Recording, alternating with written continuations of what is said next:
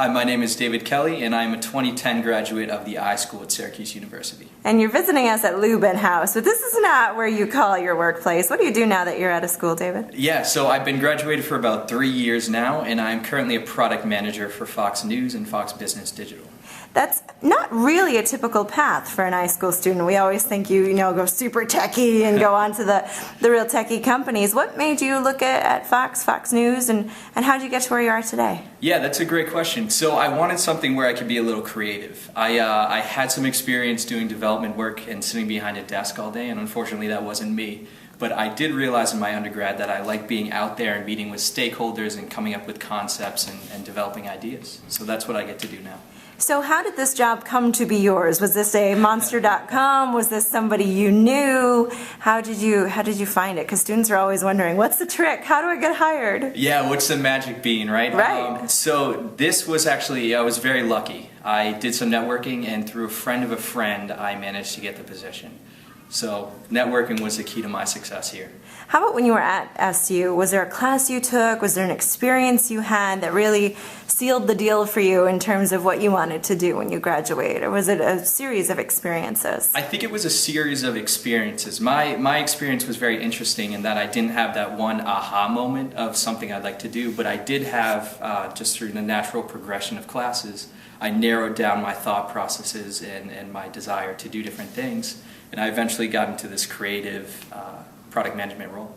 So tell me what it actually means to be a product manager. What is that day-to-day? You arrive at the office at whatever time, and tell me, I mean, is every day very similar? Does it really vary a lot? What should a student know about being a product manager in this sense? So if people hear the word product manager, they have no idea what to expect. And a lot of times when people hear product management, they think of project management, and that's confused all the time, but they're very, very separate things. So product management for me on a day-to-day basis is I go into the office, I meet with stakeholders who want their concepts and their ideas on the internet, and I try to come up with ideas based on what they're telling me and based on what I think we can do. So there's a lot of creativity involved, there's a lot of talking involved, and there's also a lot of requirement writing involved.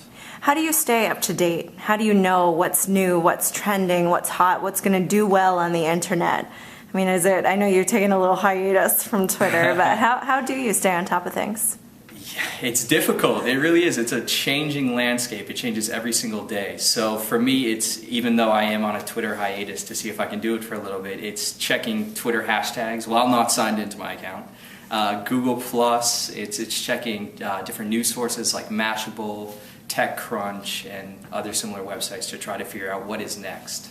When you have an intern in the office or a brand new employee, someone who's new to the team, what makes them stick out to you? Like, what's the one quality or a few qualities you see that you're like, man, they're going to be part of this team for a long time?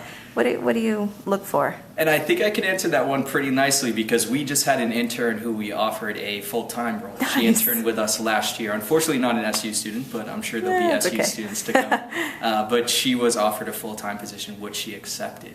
And I think one of the big things is really curiosity. So curiosity to learn more and a willingness and a happiness to learn what you're taught. So this intern, for example, did some things that no full-time employee wants to do, whether it's pulling data and crunching numbers, but she did it with a curiosity and a willingness to learn, and that really separated her from everyone else.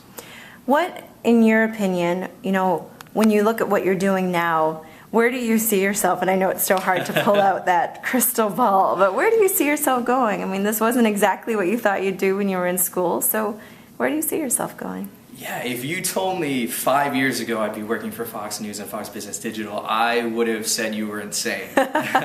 So my next step is, I really Who knows, don't know. right? Right, and I think the fun part is learning new things every day and trying to figure out what that path is. And being graduated now, I'm not expecting that aha moment like a lot of people think, but I am expecting just through working every year and doing different things that I'll eventually carve a different path. Just don't know what it is. In that, is there a message for students? Because so many times they panic over, oh, but if I choose this major, like, how am I ever going to have a career? And I think you're a good testament to that what you study doesn't necessarily have to be exactly what you're doing, and 5 years from now may not be what you're doing. So can you speak to that a little bit? Yep. So as you said, Kim, I took tons of different classes and tons of different things. And I think that's what helped me figure out what I wanted to do.